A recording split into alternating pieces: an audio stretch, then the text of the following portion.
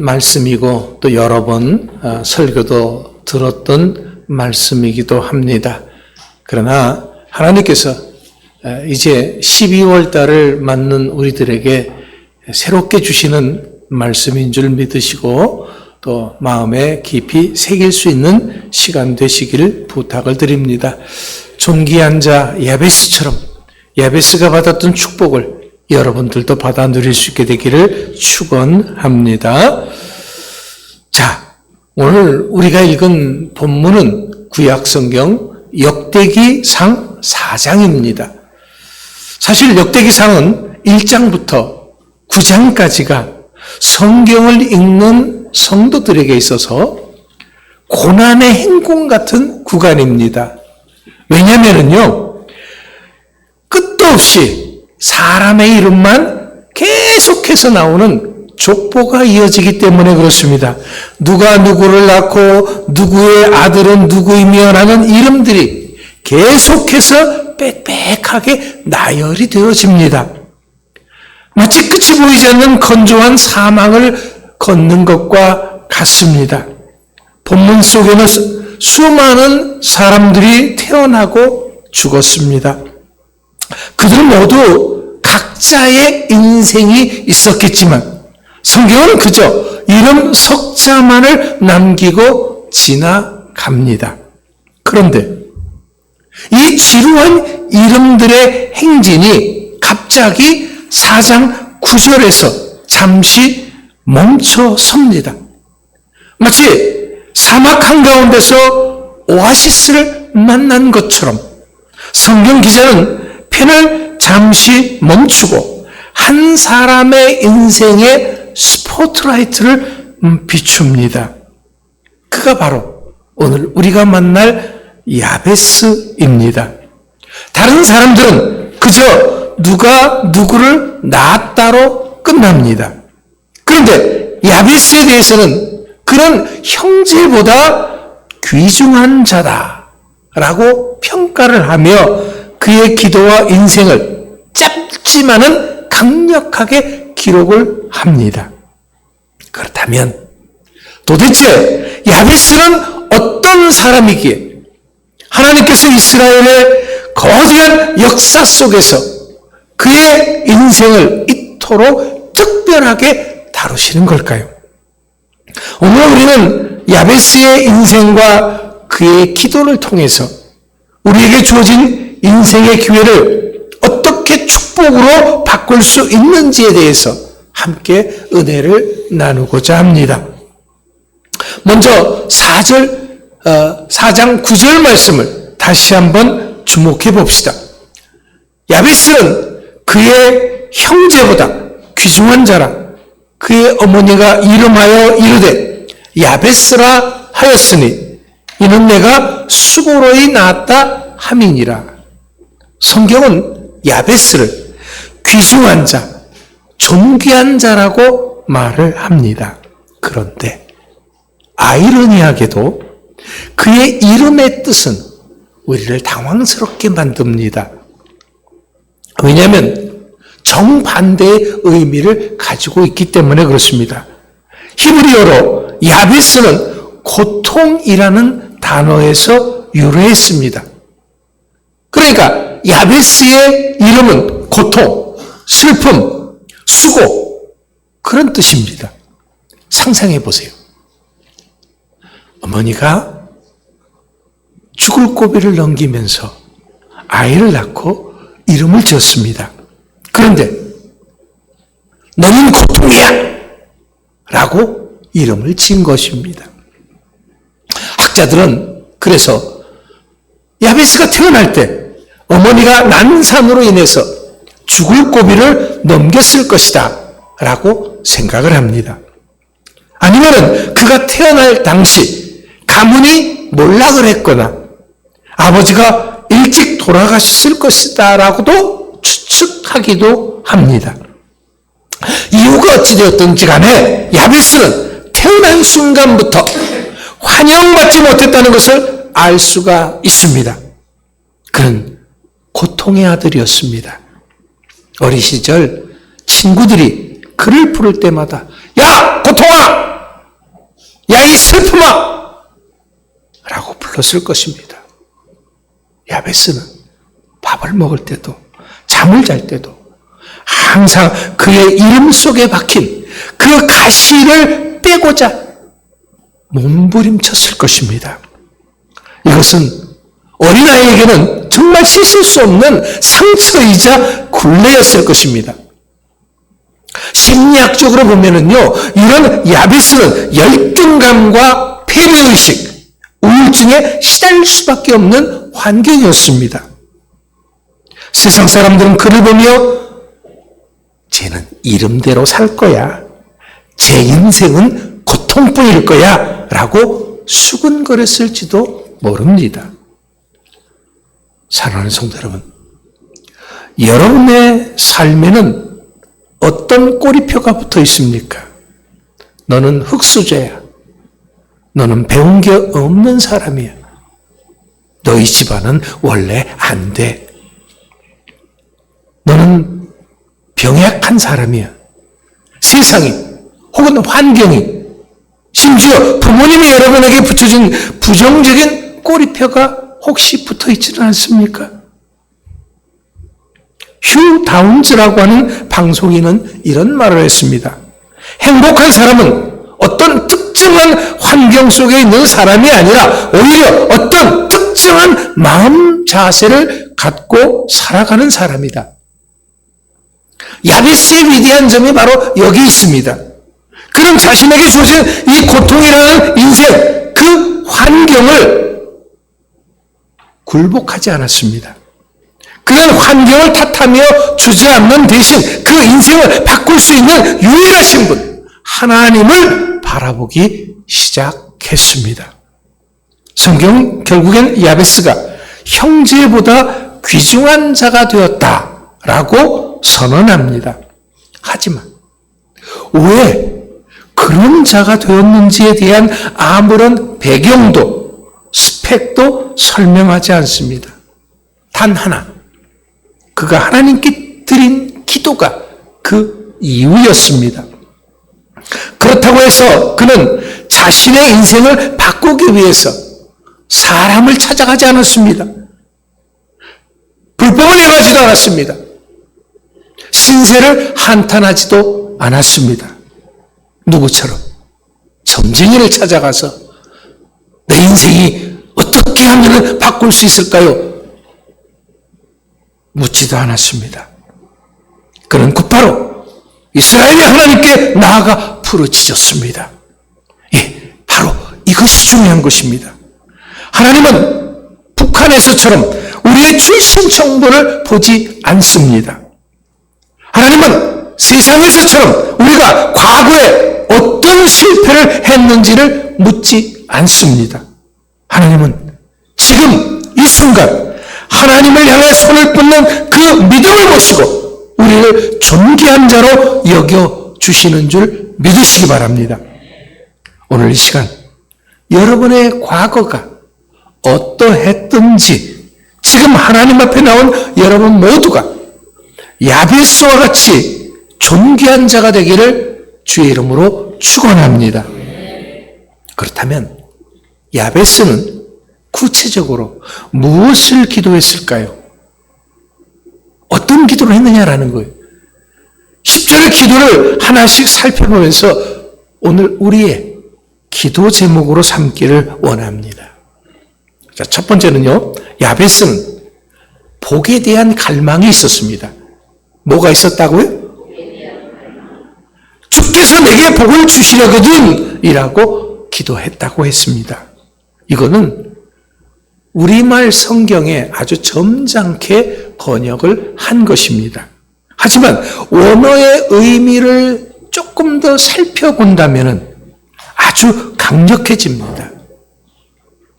이렇게 원어는 기록합니다. 주님, 만약 저에게 복을 주시려거든 정말로 복을 더하여 주시옵소서. 이런 뜻이거든요. 어떤 분들은 이것을 보면서 에이, 이런 거는 기복신앙이야 라고 비판할지도 모릅니다. 하지만 이것은 결코 탐욕이 아닙니다. 우리 이것을 가리켜서 영적 헝그리 정신이라고 말합니다. 마치 야곱이 야복강에서 천사와 씨름하며 나를 축복하지 아니하면 가게 하지 않겠나이다 라고 매달렸던 그 간절함이 묻어있기 때문입니다. 야베스는 하나님께 부르짖었습니다. 하나님, 내 이름은 고통입니다. 내 이름으로는, 내 힘으로는 이 저주를 끊어낼 수 없습니다. 하나님이 나에게 복을 주실 수 있습니다. 하나님이 주시는 진짜 복이 없으면 나는 이 세상을 살 수 없습니다. 그는 부르짖었던 것입니다. 에베소서 1장 3절은 하나님께서 우리에게 하늘에 속한 신령한 복을 주시기를 원하신다라고 말씀하고 있습니다. 이 복은 구원의 확신, 영생의 기쁨, 천국의 소망을 포함합니다. 그리고 여기에는 우리가 이 땅에 살아갈 때 필요한 건강과 물질, 형통의 복도 포함되는 것입니다. 그렇다면 여러분, 복을 구하는 것을 부끄러워하지 마십시오. 분명 우리가 아는 하나님은 복 주시기를 기뻐하시는 하나님이십니다. 우리 하나님은 좋은 것을 주시며 최고의 것을 주시는 아버지 하나님이십니다. 그렇다면 이제 우리도 야베스처럼 하나님, 제게 복을 주십시오. 큰 복을 담대하게 구할 수 있는 여러분들 되시기 바랍니다. 그 기도가 우리 주사람께 오늘 이 예배에 참석한 모두에게 응답되어질 줄 믿습니다. 두 번째, 야베스의 기도는 나의 지경을 넓혀달라라는 것이었습니다. 두 번째 기도가 뭐라고요? 단순히 땅 문서를 늘려달라는 것이 아닙니다. 부동산 투기의 기도가 아닙니다. 이것은 영향력 확대를 의미하는 것입니다. 하나님, 고통이란 좁은 울타리로 나를 가두지 마시옵소서. 내가 활동하는 무대가 넓어지게 하시고 내가 선한 영향력을 끼칠 수 있는 범위가 넓어지게 하시옵소서. 나 혼자 잘 먹고 잘 사는 인생이 아니라 더 많은 사람을 살리고 더 많은 곳에 복음을 전하며 하나님께 더 크게 영광 돌리는 인생이 되게 해 주십시오. 라는 그러한 의미인 것입니다. 여러분들은 여러분의 삶에 만족하고 계십니까? 사도 바울이 말했던 자족하는 마음, 그거 귀한 것입니다. 하지만 현실에 안주하는 것은 결코 믿음이 아닙니다. 거룩한 불만족을 가지십시오. 그리고 기도하십시오. 주여, 우리 사업장의 지경을 넓혀 주셔서 선교하는 기업이 되게 해 주시옵소서. 우리의 자녀들의 지경을 넓혀 주셔서 열방을 품는 리더가 되게 해 주십시오. 우리 교회의 지경을 넓혀 주셔서 이 지역 사회를 살리는 구원의 방주가 되게 해 주십시오. 이것이 우리가 기도해야 될 기도 제목인 것입니다.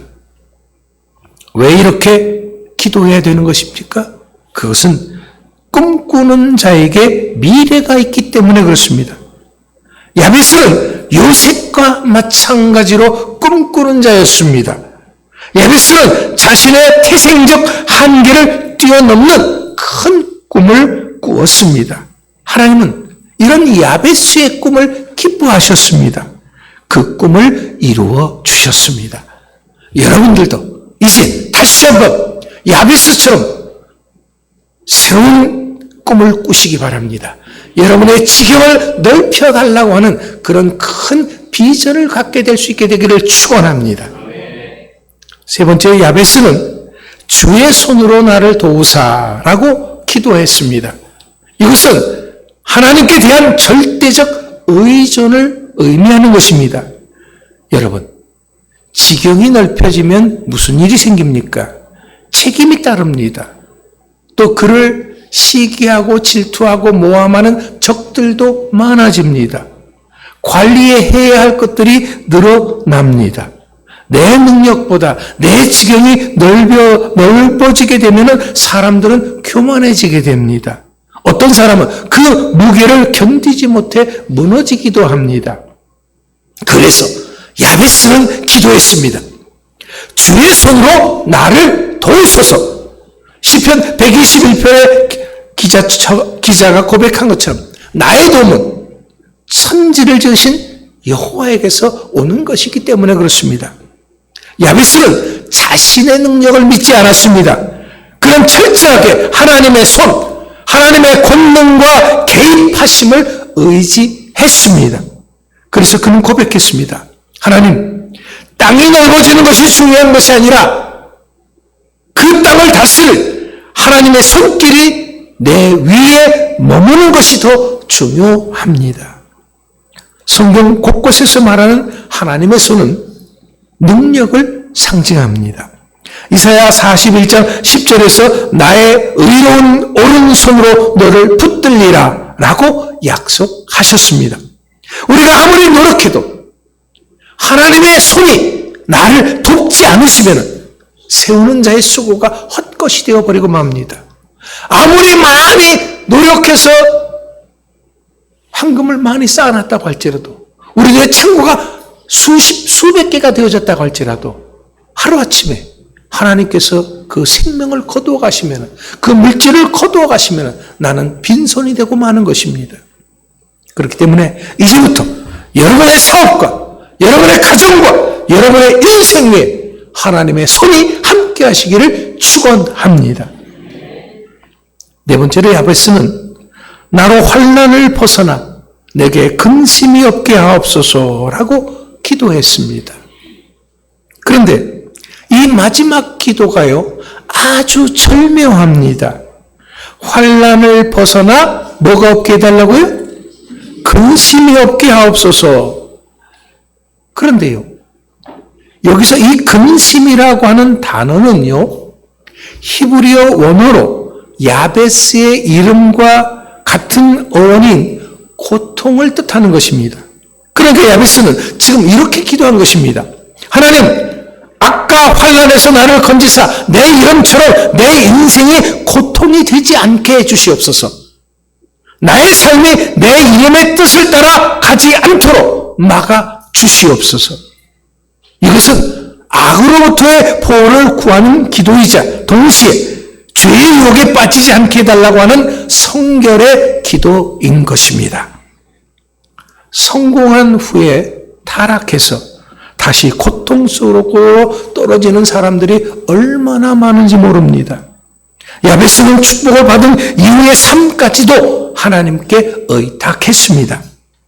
복을 주시되 그 복 때문에 제가 망하지 않게 하시고 믿음을 잃어버리지 않게 하시고 평안을 누리게 해 주시옵소서. 그렇습니다. 이것이 진정한 복입니다. 환경만 바뀌는 것이 아닙니다. 내 내면의 평안과 거룩함이 지켜지는 것, 이것이 하나님이 원하시는 참된 복이기 때문입니다. 야베스의 이 간절한 그리고 담대한 기도의 결론은 무엇입니까? 10절 마지막 부분은 이렇게 끝납니다. 하나님이 그가 구하는 것을 허락하셨도다. 할렐루야. 성경은 복잡하게 설명하지 않습니다. 그럴 필요조차도 없기 때문입니다. 왜냐하면 하나님이 다 들으시고 하나님이 다 허락하셨기 때문입니다. 이것으로 충분합니다. 우리가 보았듯이 야베스의 인생은 고통으로 시작했습니다. 하지만 하나님의 허락하심, 즉 응답받는 인생, 존귀한 인생으로 그 마침표를 찍었습니다. 하나님께서 오늘 우리를 이렇게 살게 하신 것은 우리에게 또 한 번의 기회를 주신 것입니다. 이제까지 우리의 삶은 실패였을 수도 있습니다. 태어날 때의 환경이 흙수저였을 수도 있습니다. 그뿐 아니라 지금 겪고 있는 환난이 아무리 클지라도 말입니다. 상관없습니다. 오늘 야베스처럼 하나님 앞에 무릎을 꿇는 그 순간 여러분의 인생이 바뀌기 시작할 것입니다.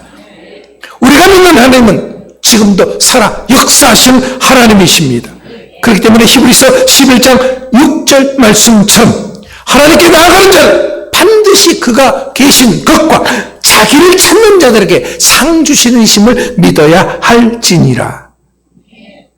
하나님은 오늘도 나의 기도를 들으시고 응답받을 준비를 하고 계시는 분인 것을 믿으시기 바랍니다. 그렇다면 이제 우리도 야베스처럼 거룩한 야망을 품어야 합니다. 현실에 안주하지 맙시다.